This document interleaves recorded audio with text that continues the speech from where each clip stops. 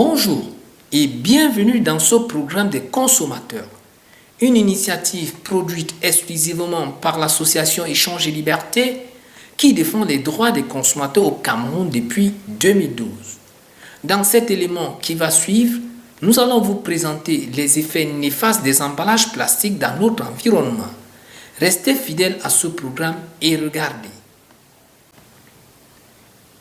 L'importation et la production massive des produits à consommation directe prennent une tournure très inquiétante en Afrique, notamment au Cameroun. Cette croissance se fait de manière exponentielle, au vu et au su de tous, dans une indifférence totale, entraînant des conséquences écologiques néfastes sur le plan environnemental. Certaines entreprises s'illustrent et brillent par une désobéissance qui les place en marge de la société et de la législation en vigueur portant sur la qualité et le type d'emballage utilisé au Cameroun.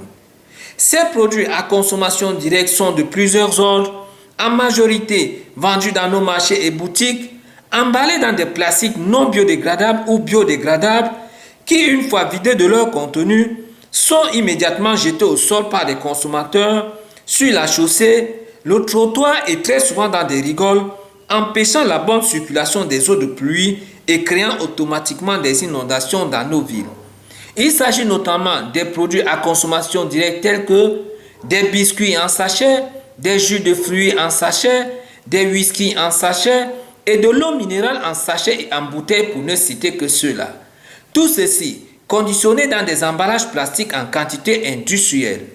Dans le souci de préserver notre environnement propre et sain, l'association Échange et Liberté, qui milite pour la protection et la défense des droits des consommateurs au Cameroun, exhorte le gouvernement, via le ministre de l'Environnement, à prendre des mesures utiles et nécessaires afin de limiter la production des sachets plastiques et prôner la mise sur pied par des entreprises des plans d'urgence spécifiques dans leur cahier de charges. Ces plans d'urgence devront absolument être d'une part portés sur l'éducation de masse des consommateurs et de l'autre part une politique qui permettrait aux entreprises de recycler ou de faire recycler leur propre emballage par des méthodes de collecte via les consommateurs. Programme Consumer In, 100% consommateurs, échange et liberté. Abonnez-vous.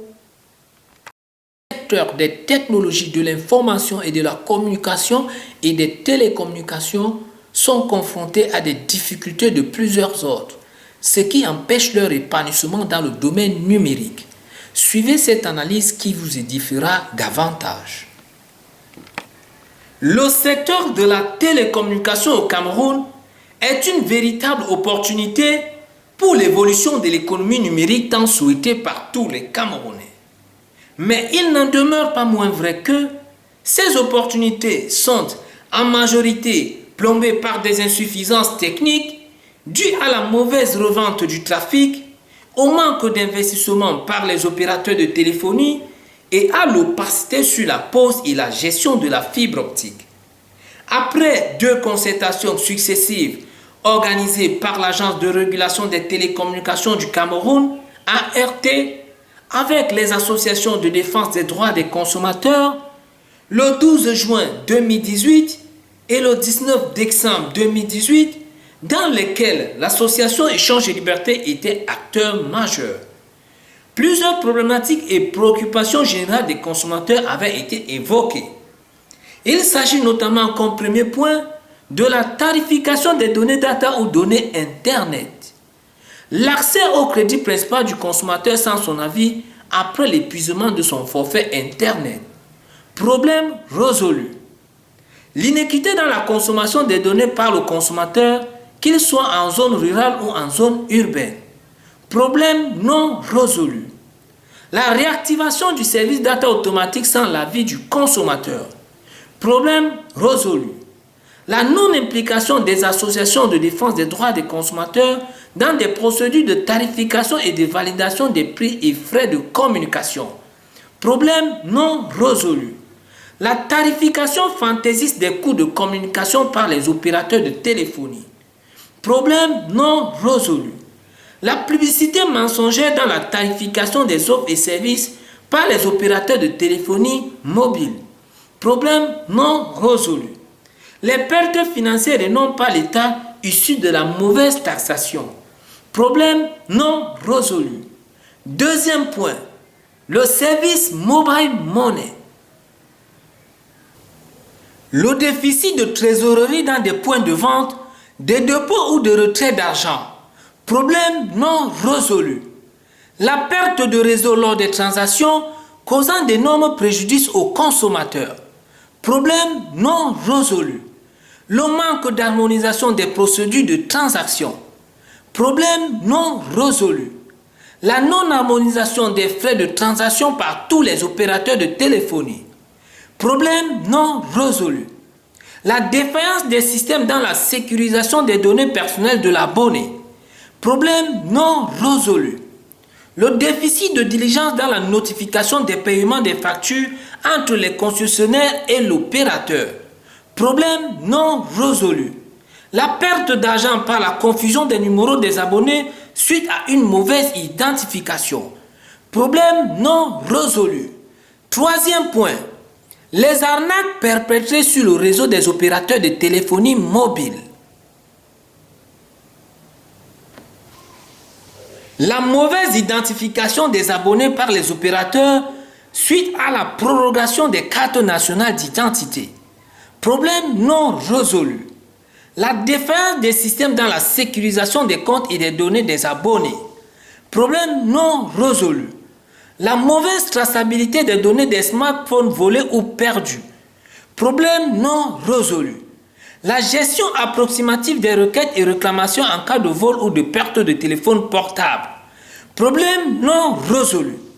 La défaillance des systèmes techniques des opérateurs en ce qui concerne la sécurisation des données des abonnés. Problème non résolu. Les fausses ventes et achats en ligne des biens et services. Problème non résolu. La vente anarchique des cartes SIM par les agents des opérateurs de téléphonie mobile. Problème non résolu. Quatrième point, de la qualité de service. L'absence du réseau sur l'ensemble du territoire et même par moments en zone urbaine. Problème non résolu. Le retard dans la transmission, la réception et la notification des messages. Problème non résolu. Le pourcentage élevé des échecs des appels. Problème non résolu.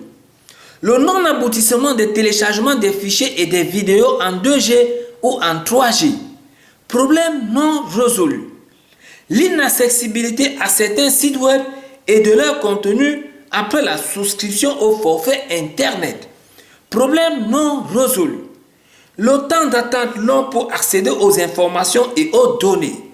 Problème non résolu. La violation constante du cahier de charges par les opérateurs de téléphonie mobile. Problème non résolu. La corruption dans le secteur des télécommunications. Problème non résolu. L'absence des sanctions fermes aux opérateurs en cas de non-respect du cahier de charges. Problème non résolu. La rétention des informations et des résultats sur la qualité de service data. Problème non résolu. L'absence de publication des résultats du contrôle de la qualité auprès du grand public. Problème non résolu. La présence sur le marché des terminaux non conformes issus de la contrebande. Problème non résolu. L'absence des vignettes de l'agence de régulation des télécommunications sur les téléphones portables dans les points de vente. Problème non résolu.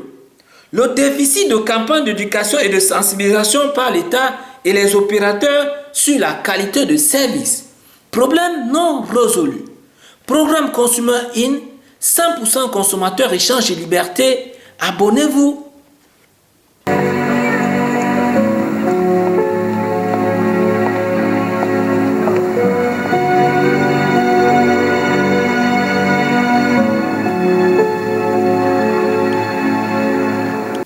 Chers consommateurs, pour garder notre environnement propre, faites toujours ce geste en jetant toutes vos ordures dans des poubelles.